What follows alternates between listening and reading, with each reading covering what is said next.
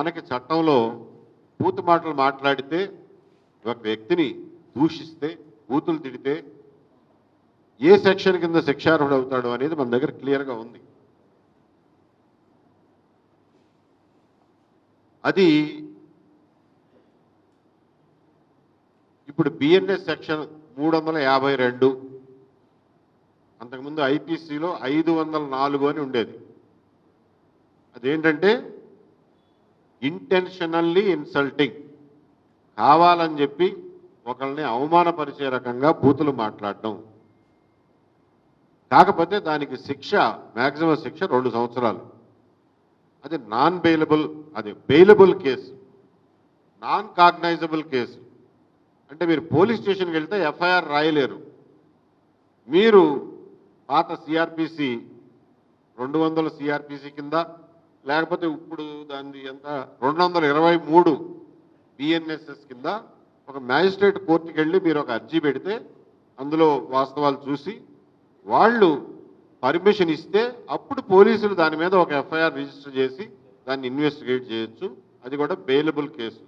Accused వచ్చి bail సమర్పిస్తే magistrate bail ఇవ్వాలి. కానీ విచారణ చేయదగినటువంటి కేసే. అంటే బూతులు తిడితే ఊరుకుని కూర్చోవాలా అంటే ఊరుకోక్కర్లా.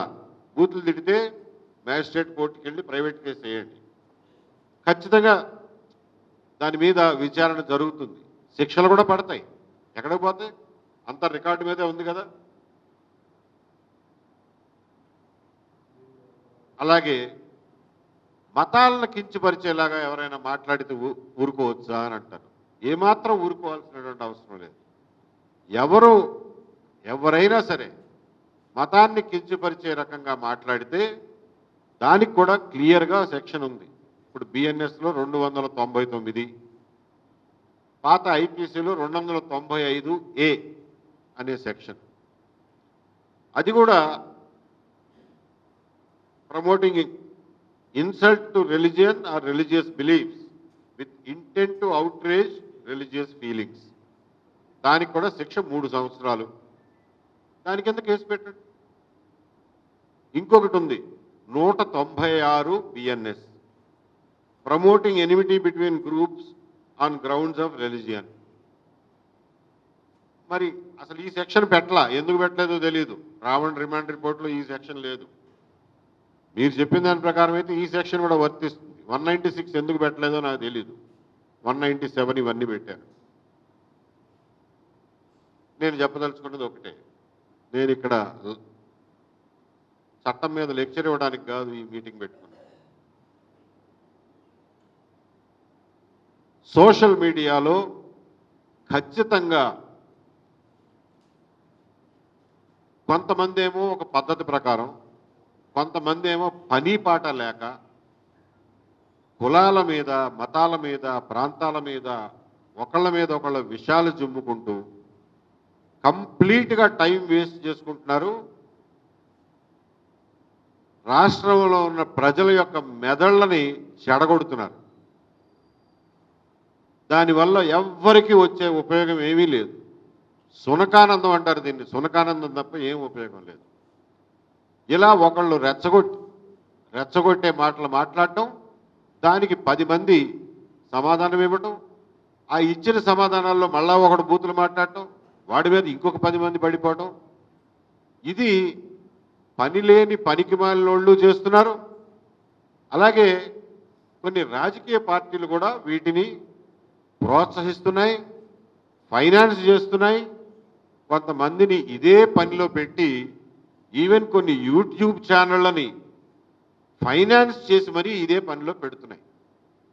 ఈ విషయం ఈ యూట్యూబ్ ఛానల్ వీక్షకులు, ప్రజలు అందరూ గమనించాల్సిందిగా కోరుతున్నాం. మేము భావ ప్రకటన స్వేచ్ఛకి కట్టుబడి ఉన్న వాళ్ళం కాబట్టి ఈ యూట్యూబ్ ఛానళ్లను బ్యాన్ చేయమనో, వీళ్ళ మీద నియంత్రణ పెట్టమనో, లైసెన్సులు తీసుకోమనో మేము అడ్వకేట్ చెయ్యం. ఎవడి ఇష్టం వచ్చింది వాడిని చేసుకొనియండి. కానీ వినేవాడు లేకపోతే, ప్రేక్షకుడు లేకపోతే ఏ యూట్యూబ్ ఛానల్ నడవదు. ఎంత డబ్బులు ఇచ్చినా అది వృధా ప్రయాస, గంగలో పోసినట్టే.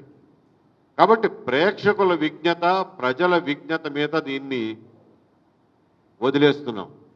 ప్రజలు చాలా జాగ్రత్తగా విజ్ఞతతో ఆలోచించండి. ఏ చర్చల వల్ల సమాజం బాగుపడుతుంది, సమాజానికి ఉపయోగం, సమాజానికి అవసరం అనేది గమనించుకోండి తప్ప ఏది పడితే అది, ఏ విషయాన్ని పడితే మీద ఆ విషయం మీద రోజుల తరబడి సోషల్ మీడియాని కలుషితం చేయొద్దని చెప్పి ప్రజలందరికీ విజ్ఞప్తి చేస్తున్నాను. సరే, ఈ బ్రతుకు తెరువు కోసం ఏదో పొలిటికల్ పార్టీల ఫైనాన్సింగ్ ఫండింగ్తో నడిచే యూట్యూబ్ ఛానల్ వాళ్ళ పెళ్ళాం పిల్లల బతుకు తెరువు కోసం వాళ్ళు ఏదైనా చేసుకుంటుంటే దాన్ని నేనేం ఆపలేను, ప్రభుత్వాన్ని ఆపమని కూడా చెప్పను. ఎందుకంటే అది భావ ప్రకటన స్వేచ్ఛలో భాగం. ప్రభుత్వాన్ని ఆపమంటే వాళ్ళు ఫైనాన్స్ చేసే వాటిని నడవనిస్తారు, అపోజిషన్ ఫైనాన్స్ చేసే వాటిని మూసేస్తారు, న్యూట్రల్గా నిజంగా మాట్లాడే వాళ్ళందరినీ కూడా మూసేస్తారు.